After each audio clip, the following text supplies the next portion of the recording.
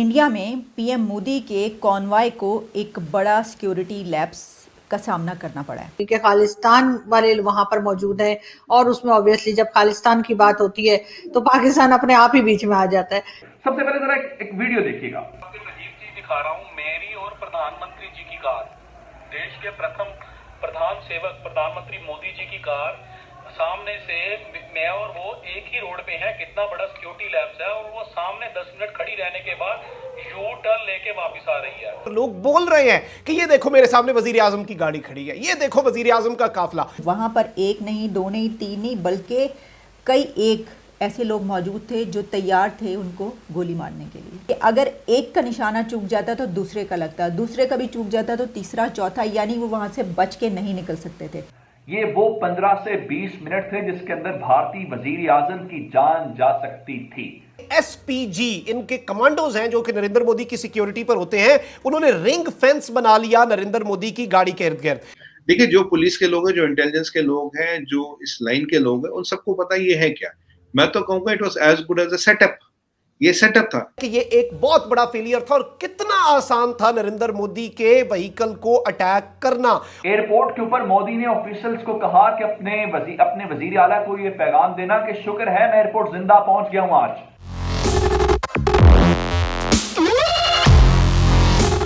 भारत की तारीख का एक बहुत बड़ा ब्लंडर हुआ है जिसको आप आसान सादा अल्फाज में कहते हैं सिक्योरिटी ब्रीच। जब नरेंद्र मोदी सड़क के ऊपर लावारिस रहे और उनकी अपने पंजाब की रियासत ने न सिर्फ उनको रिसीव करने से इनकार किया, उनको सिक्योरिटी फराहम करने से इनकार किया, उनका रोड क्लियर करने से इनकार किया, उस पंजाब के वजीर आला ने उसकी फोन कॉल लेने से इनकार किया और उसके बाद नरेंद्र मोदी को आज ये क्यों कहना पड़ा कि अपने वजीर आला को बताना कि शुक्र कि मैं जिंदा बच के एयरपोर्ट तक पहुंच गया हूं। आज वो 20 मिनट के मुतालिक मैं आपको तफसीलात दूंगा जब भारतीय वजीर आजम की जान तक जा सकती थी। आज दिन भर पंजाब के अंदर हुआ क्या है और पाकिस्तान की सरहद के करीब ये सारा खेल खेला गया है और उसके बाद इस वक्त उनकी अपनी जो होम मिनिस्ट्री है वो पंजाब के खिलाफ चरणजीत सिंह के खिलाफ बोल रहे हैं। सबसे पहले जरा एक वीडियो देखिएगा। अजीब चीज दिखा रहा हूं, मेरी और प्रधानमंत्री जी की कार, देश के प्रथम प्रधान सेवक प्रधानमंत्री मोदी जी की कार, सामने से मैं और वो एक ही रोड पे हैं। कितना बड़ा सिक्योरिटी लैब्स है और वो सामने 10 मिनट खड़ी रहने के बाद यू टर्न लेके वापस आ रही है।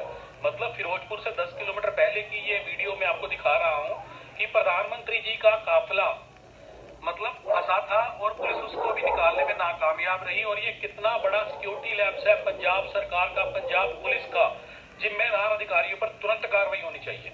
अच्छा, ये कोई अजीब चीज दिखा रहा हूँ, मेरी और प्रधानमंत्री जी की कार, देश के प्रथम प्रधान सेवक प्रधानमंत्री मोदी जी की कार, सामने से ये जरा आगे जैमर वाली गाड़ी है और ये पीछे जो ब्लैक गाड़ी आपको नजर आ रही है ये भारतीय वजीर आजम नरेंद्र मोदी की जो टोयोटा फॉर्च्यूनर है, ये वो गाड़ी है जिसके अंदर वो मौजूद थे। ये देख सकते हैं कि बसें नजर आ रही हैं, आम लोग नजर आ रहे हैं और नरेंद्र मोदी गाड़ी की फ्रंट सीट के ऊपर बैठे हुए, जहां पे हम देख सकते हैं कि वो लावारिस बिल्कुल बेयारो मददगार थे और जो उनका स्पेशल प्रोटेक्शन यूनिट है वो उन्होंने रोड वो भी क्लियर नहीं करवा सके, जिसके बाद नरेंद्र मोदी की गाड़ी को यू टर्न लेके वापस आना पड़ा। यानी आज भारतीय पंजाब के अंदर रास्ता भी नहीं खुला। अब मैं बताता हूं हुआ वहां क्या। वहां कुछ किसान थे जो एहतजाज कर रहे थे और भारतीय पंजाब के वजीर आला ने कहा कोई जो भारतीय पंजाब के अंदर कोई वजीर आजम के ऊपर कोई हमला तो नहीं हुआ, कोई उनकी जान को खतरा तो नहीं था। लेकिन मैं आपको इससे बड़ी एक हैरानकुन बात यह बताऊंगा कि एक एसओएस कॉल होती है जब कोई शख्स इमरजेंसी के अंदर होता है या सिक्योरिटी के अंदर होता है, जिसका मतलब ये होता है कि फौरन मदद चाहिए होती है। आप हैरान इस बात के ऊपर होंगे कि आज ये मेरी खबर नहीं है, एनडीटीवी की खबर है जो ये कह रहे हैं कि आज चरणजीत सिंह की गवर्नमेंट ने और चरणजीत सिंह ने वो एसओएस कॉल भी इग्नोर की है। एयरपोर्ट के ऊपर मोदी ने ऑफिशियल्स को कहा कि अपने वजीर आला को ये पैगाम देना कि शुक्र है मैं एयरपोर्ट जिंदा पहुंच गया हूं आज। उसके बाद ये जो सिक्योरिटी ब्रीच का मामला है, इस वक्त भारतीय मिनिस्ट्री ऑफ जो होम अफेयर्स है जिसको अमित शाह देखता है, उनके मुताबिक ये तारीख का सबसे बड़ा सिक्योरिटी लैप्स हुआ है। लेकिन चरणजीत सिंह जो प्रेस कॉन्फ्रेंस कर रहे थे उन्होंने अभी भी इसको मानने से इनकार किया है कि इस सिलसिले में कोई सिक्योरिटी लैप्स हुआ। इस सिलसिले में टोटल 20 मिनट लगे, 15 से 20 मिनट। ये वो 15 से 20 मिनट थे जिसके अंदर भारतीय वजीर आजम की जान जा सकती थी। मैं आपको जो बड़ी बात बताना चाहता हूं वो ये है, आज बीजेपी ने ऑफिशियली बतौर पार्टी ये कहा है कि आज हमारे प्राइम मिनिस्टर के खिलाफ बाकायदा पंजाब के सूबे के जो चीफ मिनिस्टर रियासत के हैं उन्होंने कंस्पायरेसी की है, बताया जाए कि उनकी जान क्यों खतरे में डाली गई है। और आज भारतीय तारीख का ये मामला एक बड़ा हादसा होते होते बच गया है।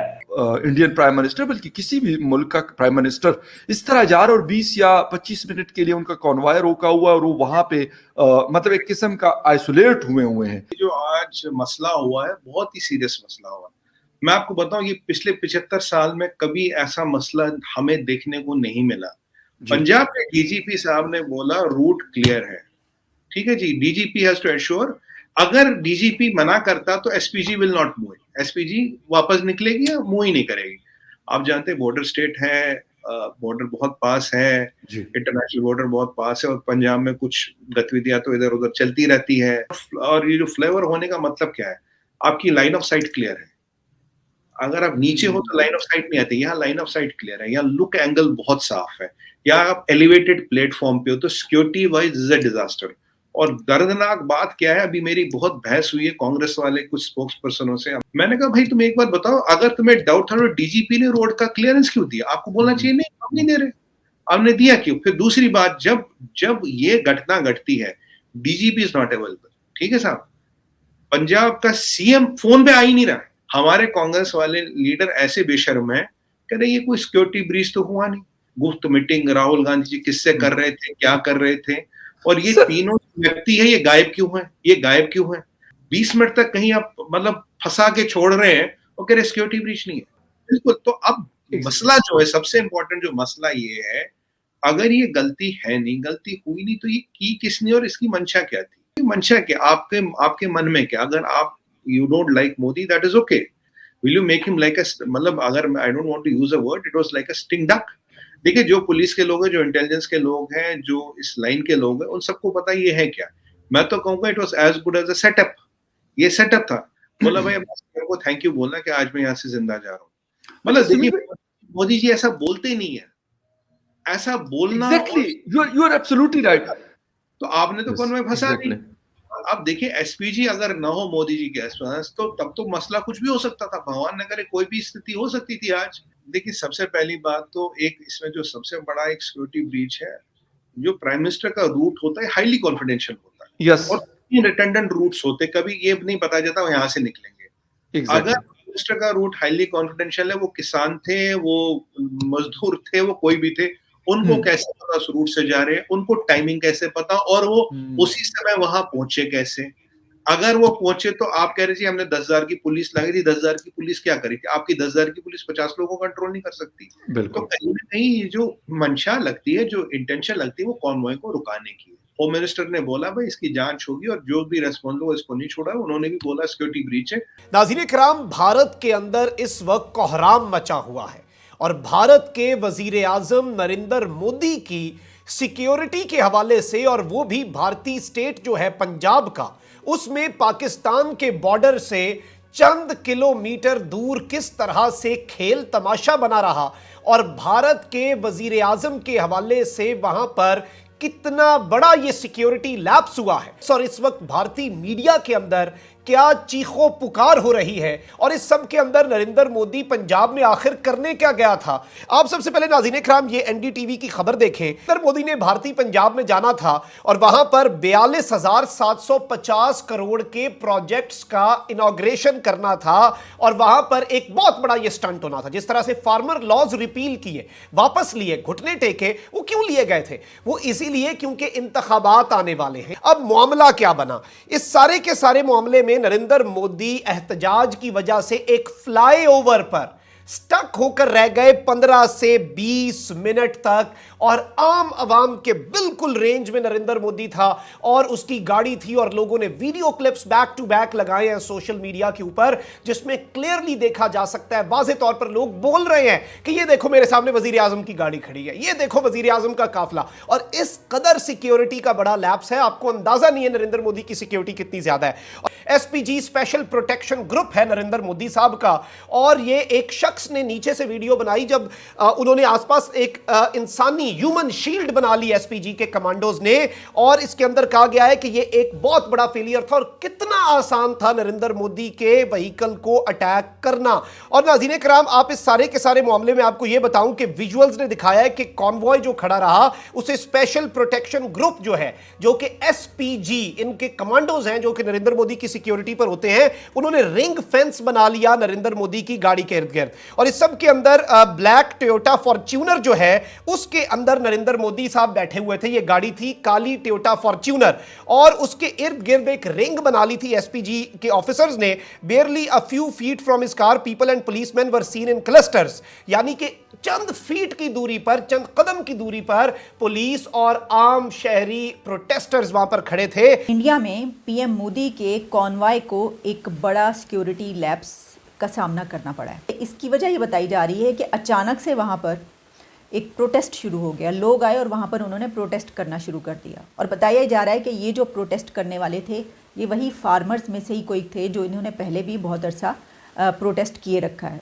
और इसके अलावा ये बात कही जा रही है कि उन्होंने ये जो सिक्योरिटी लैप्स हुआ, शायद इसमें एक वजह ये भी हो कि उन्होंने पहले एयर क्राफ्ट के थ्रू जाना था, यानी पहले उन्होंने बाय एयर जाना था, लेकिन फिर ये प्रोग्राम चेंज हुआ और रोड से जाने का प्लान बना, और इस बिना पर ये हुआ कि पहले से उनको नहीं पता था। यानी ये आ रहा है कि उनके ट्रैवल प्लान चेंज हुआ था, पहले कुछ और था, उसके बाद कुछ और हुआ। हाई प्रोफाइल पर्सनालिटी निकलती है तो उसका जो कॉन्वॉय होता है, उसका जो रूट लगता है, तो फिर वो जब तक अपनी डेस्टिनेशन पर पहुंच नहीं जाता रूट, तब तक उस रूट पर कोई और आ नहीं सकता।